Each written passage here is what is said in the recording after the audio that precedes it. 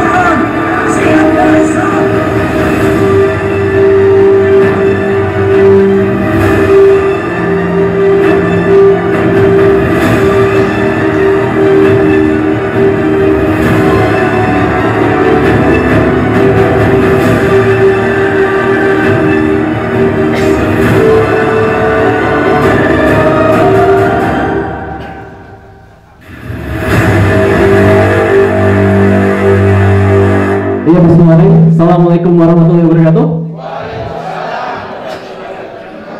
Sebentar ya, suaranya ngebas banget. Ini yang hijau. Cek tes 1.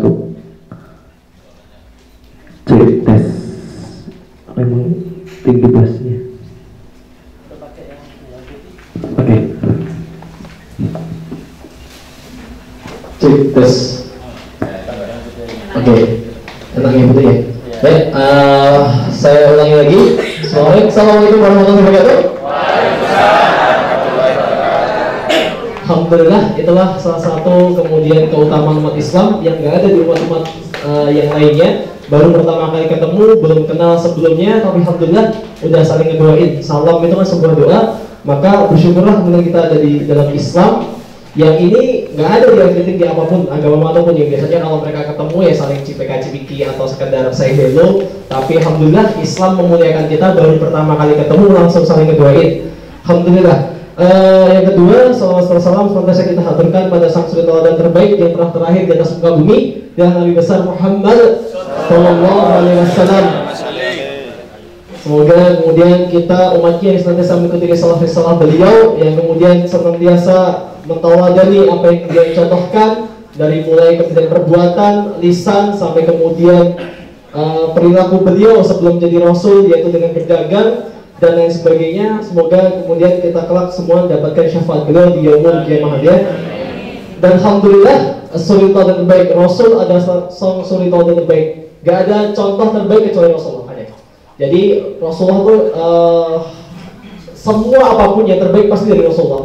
Entah itu dari cara bertetangga, entah itu dari cara kemudian apalagi ya berdagang misal, atau dari apapun, termasuk suami. Bapak kalau jadi suami, kalau mau jadi suami romantis, contoh Rasulullah kan ya. Saking romantisnya Rasulullah panggil istrinya Bunda Aisyah, panggilannya apa? Ya Humairah. Ya bawa apa di sini sudah ada panggilan sayang buat istrinya? Ya kan ya, panggilannya harus lebih sayang lagi. Kalau Rasulullah itu panggilnya ya Humairah, karena memang pipi istrinya Rasulullah Bunda Aisyah itu putih kemerah-merahan, maka panggilannya yang Humairah. Nanti karena bapak-bapak ini mungkin orang Jawa Timur ya kan ya, cuacanya agak tropis gitu ya, nanti panggilannya lebih romantis lagi gitu. Apa kayak ya Hajar Aswad gitu kan ya. Dulu putih tapi sekarang apa tropis jadi hitam. Ya, alhamdulillah. Tapi semoga kita kemudian ketika duduk bermajelis ini, sebagaimana yang disampaikan Bapak tadi, alhamdulillah ada banyak kemuliaan. Salah satu kemuliaan yang kemudian dari satu hadis qudsi yang cukup panjang disampaikan oleh Rasulullah, bahwa ketika duduk bermajelis sebagaimana kita duduk pada sore hari ini, ada 70.000 malaikat yang senantiasa menaungi kita di atas. Dan bukan cuma menaungi kita di atas, duduk di sela-sela kita. Kalau sholat sela-selanya bolong, nanti ada setan di situ. Tapi ketika kemudian kita bermajelis, ada kemudian sela-sela yang kosong diisi oleh para malaikat. Ngapain para malaikat di situ? Para malaikat senantiasa ngedoain kita. Kalau kita minta apapun, insya Allah malaikat yang mengaminkan dan itu langsung disampaikan ke Allah. Itu salah satu doa paling mustajab di sini. Maka mumpung kita lagi ngumpul di sini, ada 70.000 malaikat naungi. Moga-moga kita doa semua di sini yang mungkin masih banyak utangnya, semoga bisa utangnya segera lunas. Yang bisnisnya mungkin masih agak belum naik, semoga Allah kemudian naikkan omsetnya setelah ini. Amin. Yang kemudian anak-anaknya atau keluarganya masih ada bermasalah, semoga Allah kemudian berikan mereka hidayah supaya kemudian mereka kembali ke jalan Islam. Amin. Ya, alhamdulillah ya. Yang amin banyak, mungkin masih banyak yang utang ya. Masih banyak utang ya. Ya, tapi alhamdulillah semoga doa-doa kita tadi Allah kemudian malaikat aminkan sampai kemudian itu disampaikan ke Allah sehingga memberikan keberkahan pada kita sore hari ini. Alhamdulillah, gimana Bapak Ibu masih pada semangat semua ya? Datang jam berapa nih? Subuh. Ini paling jauh dari mana sih? Paling jauh. Banyuwangi itu perbatasan Bali ya, masya Allah, jauh banget. Kalau datang ke Jember. Apa? Silakan datang ke Jember. Alhamdulillah. Ya. Alhamdulillah. Mungkin saya coba ngetes fokusnya dulu sebelum kita kemudian sedikit ngobrol setelah ini ya. Mungkin Afwan kalau dipanggil Ustaz sebenarnya belum cocok juga karena jujur saya juga masih belajar mau sharing karena diminta sama Bu Uswah untuk sharing ke bapak-bapak di depan saya. Mungkin bapak-bapak ilmunya jauh lebih tinggi daripada saya. Cuman saya di sini anak muda sedikit mau share. Syukur-syukur nanti apa yang saya sampaikan bisa buat bekal bapak untuk kemudian ngebina anak-anaknya atau ngebina dakwah di wilayah masing-masing. Jadi nanti kebetulan juga saya juga punya usaha juga di Solo, usaha kuliner, warung ketoprak sih. Ya masih kecil-kecilan tapi alhamdulillah dari situ bisa memperdayakan banyak beberapa orang dan bukan sekedar kemudian buat mereka kerja, tapi juga mengarahkan mereka ke dakwah juga bahwa selain mereka kerja, mereka kemudian dapat uang, bukan cuma dapat uang tapi ketenangan hatinya juga harus dapat, dan itu tidak ada kecuali dalam Islam. Maka mereka ketika kerja ya saya arahkan buat ikut-ikut kajian yang kemudian saya bina, dan alhamdulillah dari situlah kemudian insya Allah keberkahan ada. Jadi misinya nanti bukan sekedar dapat duit, tapi juga ada satu misi yang nanti saya sampaikan bahwa inilah sebuah misi yang dicontoh dititipkan oleh Rasulullah pada kita, dan misi ini belum selesai tatkala Rasulullah meninggal. Apa misi itu? Nah, insya Allah habis ini kita bahas. Cuman sebelum kita mulai, alangkah lebih baiknya kita berdoa terlebih dahulu supaya selama beberapa menit ke depan apa yang saya sampaikan insya Allah nanti bisa menjadi ibrah buat kita semuanya, buat kita belajar ke depannya. Monggo doa.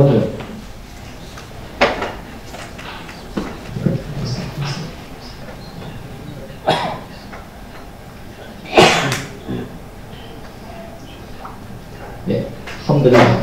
Ya, cukup. Oke, supaya lebih fokus lagi Bu, saya mau tanya, ini atap warnanya apa Bu? Pak, ya Pak Bu, ini atap warnanya? Putih. Ini baju saya warnanya? Oke. Sekarang coba saya tanya lebih cepat ya. Atap warnanya? Baju warnanya? Atap? Baju? Atap? Sapi minum? Sapi minum? Susu cakep Bu. Gimana caranya? Kepala bawah. Udara kenceng, PD salah lagi.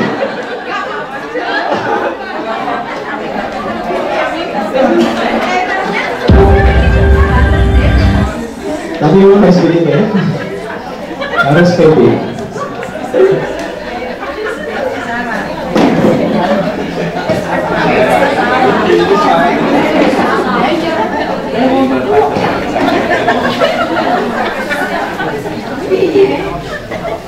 Ini insya Allah saya bahas habis ini. Kembali ya Bu ya. Alhamdulillah. Saya lanjutkan. Saya minta waktunya beberapa menit ke depan untuk sedikit share atas apa yang kemudian Allah inginkan pada kita sebetulnya di dunia ini. Kita itu diciptakan di bumi, di dunia ini kita dilahirkan di sini. Sebenarnya buat apa sih? Beribadah sama. Nah, apakah betul sekedar beribadah atau apa? Nah, kadang kita tahu sekedar iya ibadah, cuma ibadah apa di situ? Apakah sekedar ibadah sholat atau apa? Nah, sebelum kemudian kita bahas, insya Allah ini satu materi yang akan saya sampaikan bahwa your time is limited, bahwa waktu kita sangat sebentar, dan itu nanti akan saya sampaikan di ending. Cuman Hari ini saya akan ngebahas misi manusia di bumi apa. Bahwa kita dulu itu adalah sosok makhluk yang ada di alam ruh dulunya, yang kemudian Allah turunkan kemudian kita di atas muka bumi, yang kemudian Allah ngasih kita misi, nantinya kita akan kembali ke Allah. Nah, misi apa yang kemudian Allah turunkan? Nah, sebelum saya bahas, saya akan ngajakin bapak-ibu semuanya buat kembali ke satu masa di mana saat itu baru ada Allah semata, belum ada apapun yang ada di sana, baru Allah saja. Nah, maka saya akan ngajakin bapak ibu semuanya buat kembali ke 50.000 tahun sebelum Allah menciptakan alam semesta dan seisinya. Pada itu 50.000 tahun sebelum Allah menciptakan alam semesta dan seisinya, Allah sudah menetapkan semua ukuran makhluk-makhluk, sudah Allah tetapkan semua takdir di situ. Nah, ya tadi bapak pegang HP ya itu dari YouTube. Nah, bapak musa itu enggak ya, saya udah Allah tetapkan semuanya 50.000 tahun sebelumnya. Masalah rezeki sudah kelar 50.000 tahun sebelum bumi diciptakan, bukan dari sekarang ya. 50.000 tahun sebelum bumi diciptakan. Jadi masalah rezeki perlu galau, nggak perlu.